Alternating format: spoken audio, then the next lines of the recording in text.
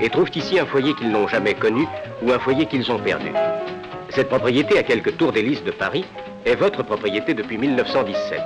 Nous l'avons achetée 100 000 francs. C'était déjà une somme. À l'origine, ce foyer accueillait les enfants de nos collègues tués au combat. Aujourd'hui, 300 garçons et 80 filles ont retrouvé une famille et connaissent dans le parc et à l'intérieur des bâtiments la joie de vivre. Nous aurions voulu vous convier à une visite des installations du foyer avec ses salles de classe, ses salles de dessin, de travaux pratiques, ses dortoirs, ses salles à manger, etc. Devant la difficulté d'une telle entreprise, nous avons pensé qu'il était plus simple de venir à vous. Voici l'ensemble du domaine, 5 hectares. Ici, le bâtiment des garçons. Entrons et vivons pendant quelques instants la vie quotidienne de nos enfants.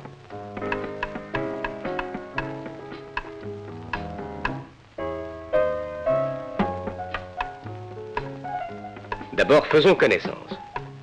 Monsieur le directeur. Madame la directrice. Pour eux, un apostolat qu'ils aiment.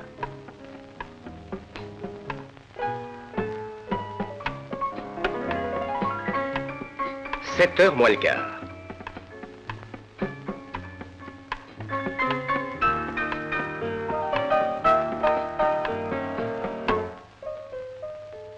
La vie appartient à ceux qui se lèvent tôt.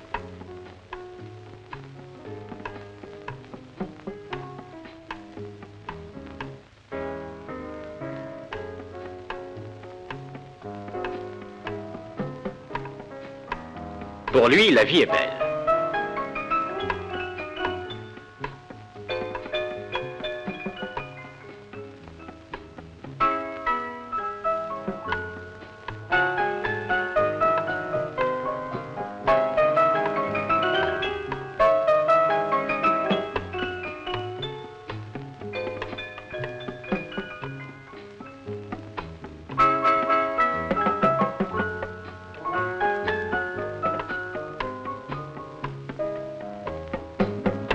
Voici la culture physique de ceux qui n'ont pas encore de ventre.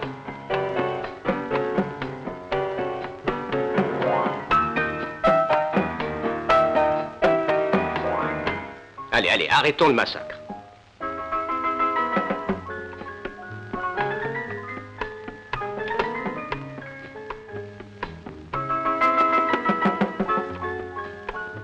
Maintenant, on est en pleine forme, passons aux choses sérieuses, c'est l'heure d'aller en classe.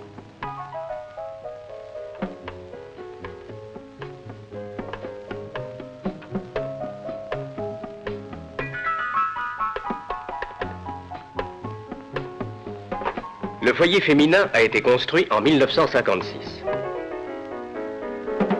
Il a coûté 60 millions et il est maintenant trop petit.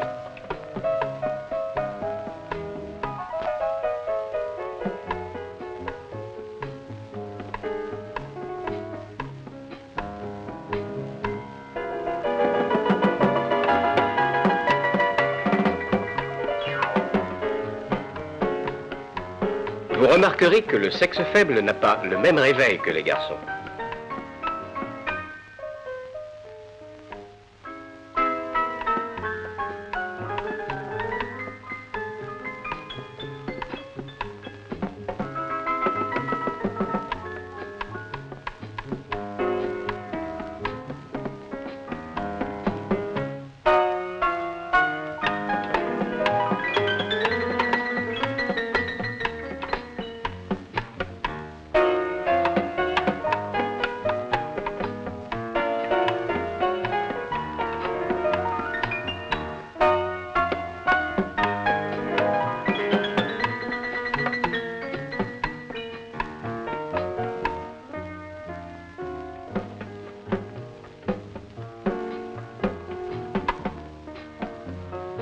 La toilette, c'est déjà pour elle l'école de la coquetterie.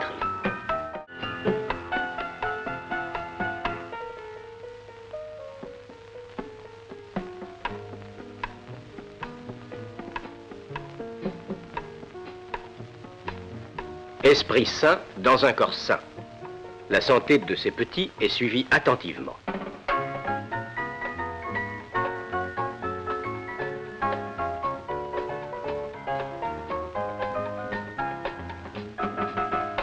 Voici un homme fort, bon pour le service scolaire.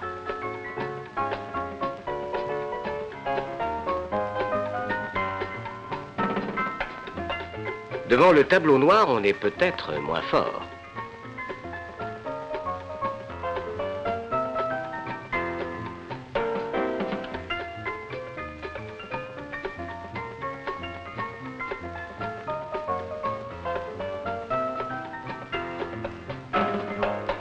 Mais non, celui-ci a la précision d'un futur physicien.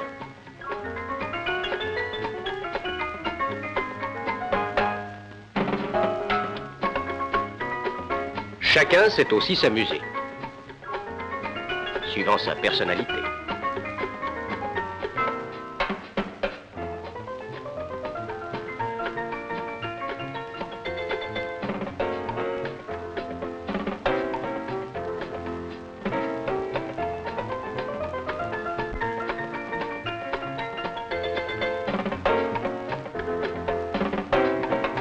Cette jeunesse sera toujours déconcertante. Les garçons sautent à la corde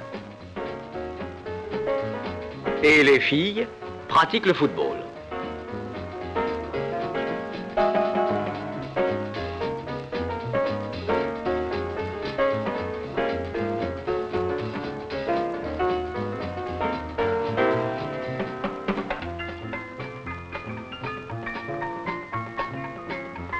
La récréation est terminée.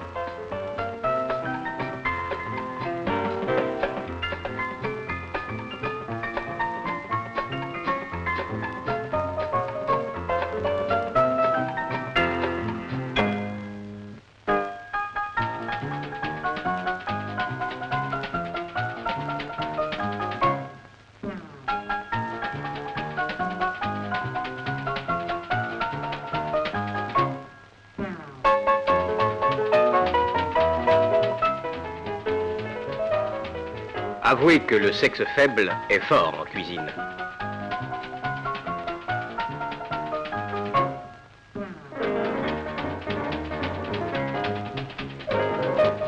Que de futurs heureux maris en perspective.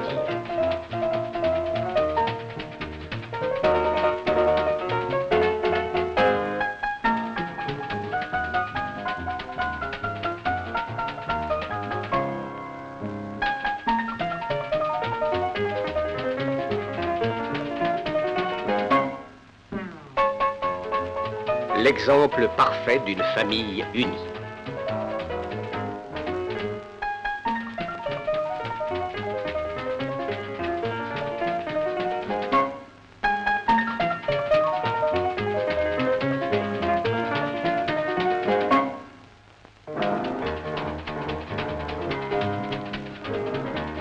Des individualistes, ceux-là.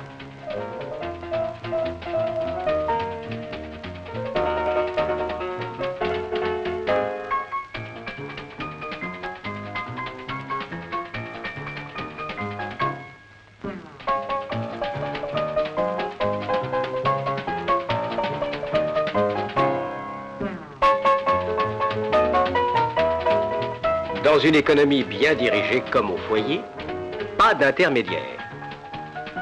Du producteur au consommateur.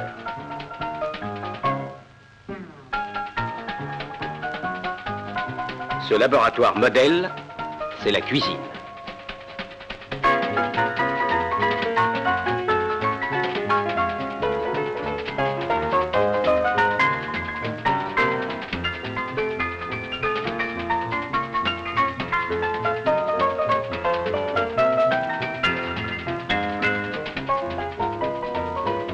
Dans ce laboratoire règne le chef, l'oreille de 400 estomacs toujours affamés.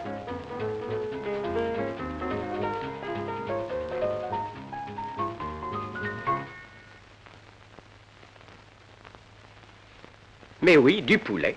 C'est aujourd'hui jeudi et le poulet est de rigueur.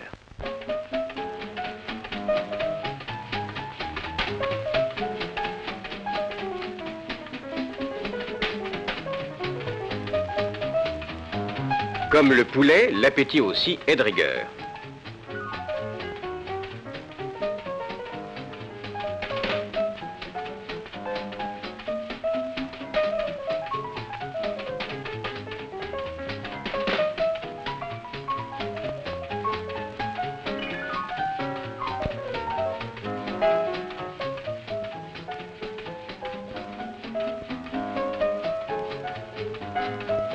Monsieur l'Intendant, un magicien qui nourrit confortablement matin, midi et soir chacune de ses bouches souriantes mais gourmandes.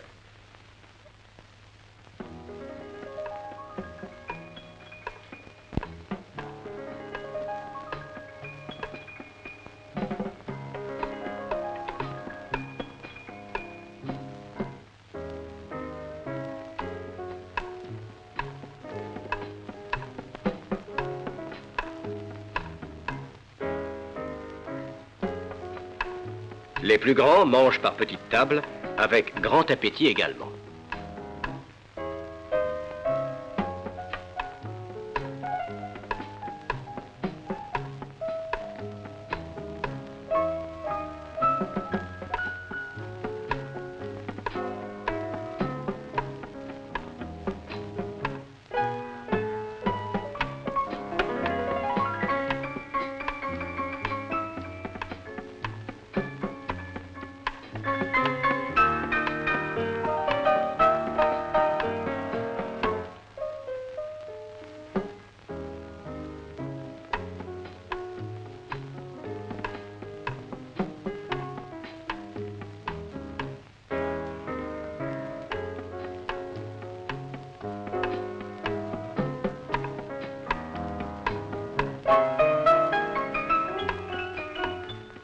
Tous ces enfants sont prêts pour le travail.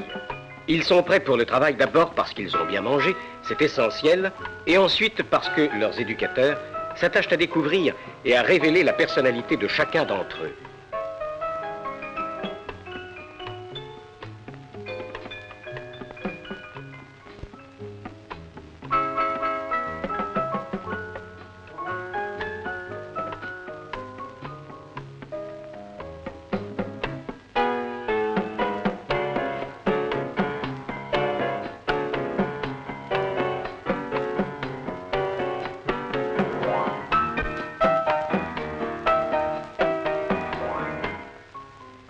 Sans le savoir, ces jeunes ont l'intuition déjà que le travail n'est pas une servitude, mais une joie et une fierté.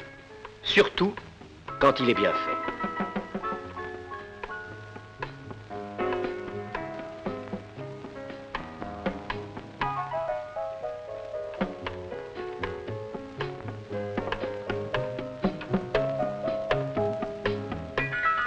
Les uns apprennent un métier, les autres poursuivent leurs études. Et tous trouveront une situation dans l'administration ou même dans le privé.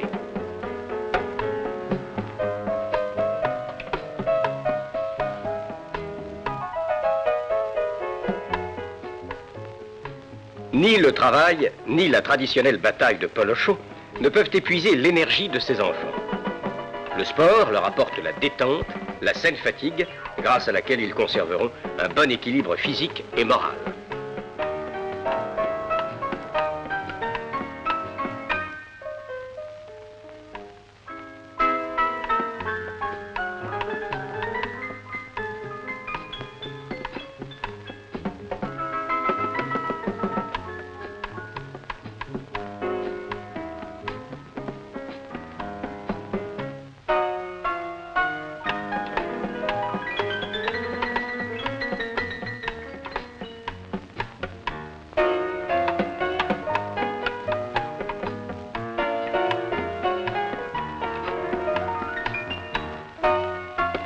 Les matchs du jeudi et du dimanche sont suivis par un public passionné et enthousiaste.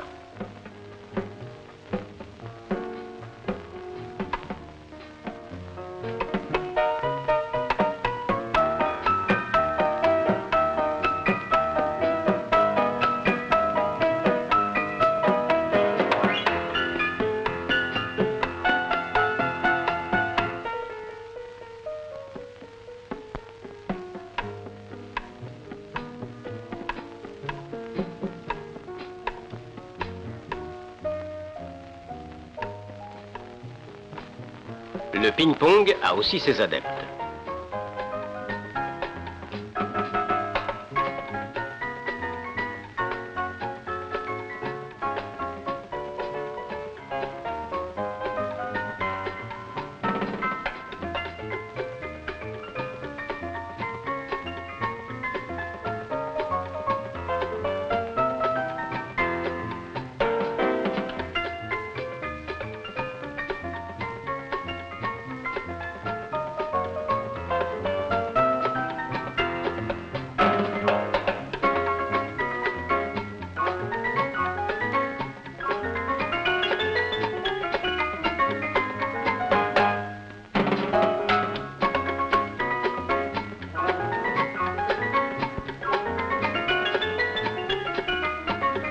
le basket a ses champions.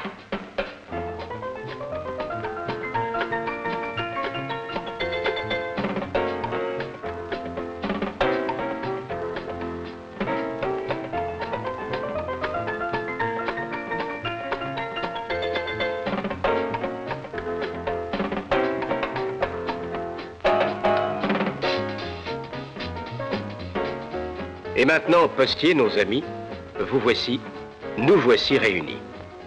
La solennité de cette réunion se conçoit par la lourde charge que nous avons tous à assumer. Mais tout se passera comme chaque année, non sans difficulté, mais avec compréhension pour aplanir tous les problèmes qui se posent pour l'entretien de ce foyer des orphelins de Cachan. Tous les départements français de la métropole et d'outre-mer sont réunis. Dans la salle des fêtes, le président Jean Debras conduit les débats. Tout est passé en revue. La situation financière, qui n'est pas la plus simple, l'orientation des études, la propagande. Toutes les questions qui précisent la ligne générale du fonctionnement de l'œuvre sont discutées. L'Assemblée procède à l'élection des membres du conseil d'administration.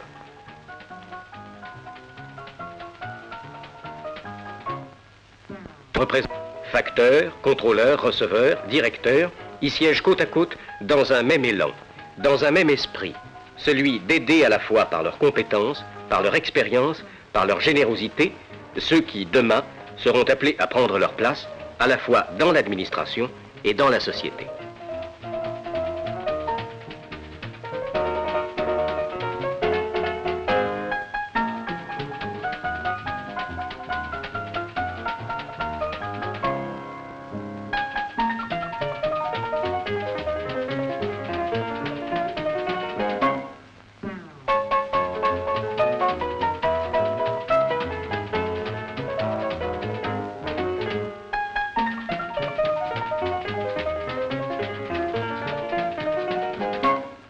Dans une même journée, cette salle des fêtes retentit à la fois des échos sérieux d'une délibération d'Assemblée générale et, à quelques heures d'intervalle, l'après-midi d'une belle journée ensoleillée de juin, de la joie de tous ces enfants qui viennent recevoir la récompense d'une année de travail. Le public change, les discours demeurent. De généreux donateurs apportent matériellement la récompense à ces enfants.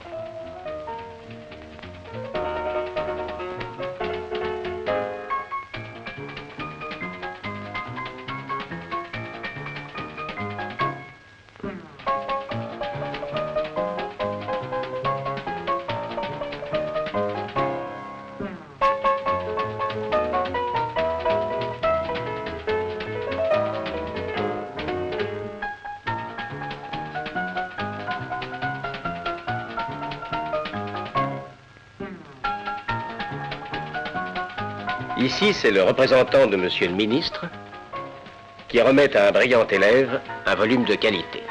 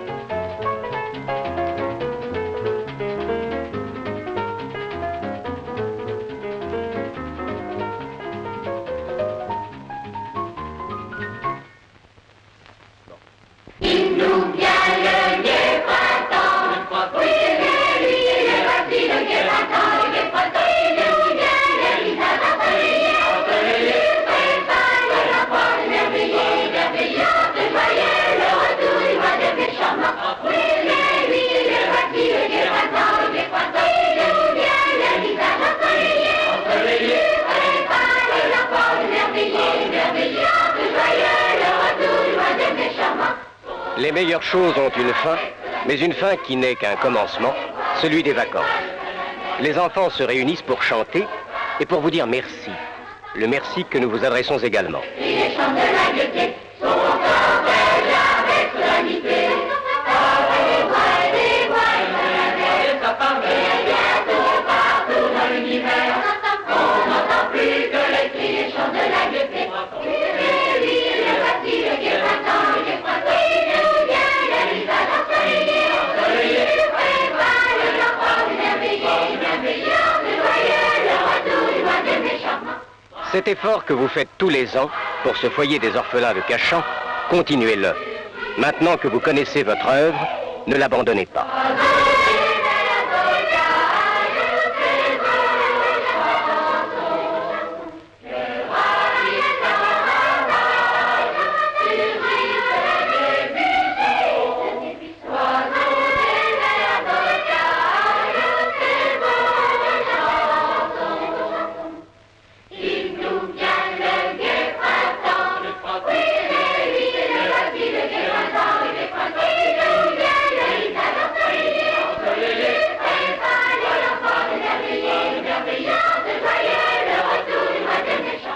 Vous avez vu qu'il manque encore beaucoup de choses. Rien n'est parfait. Mais grâce à votre générosité toujours constante, nous tendrons de plus en plus à faire de cette œuvre une œuvre parfaite, telle que vous l'aurez voulu.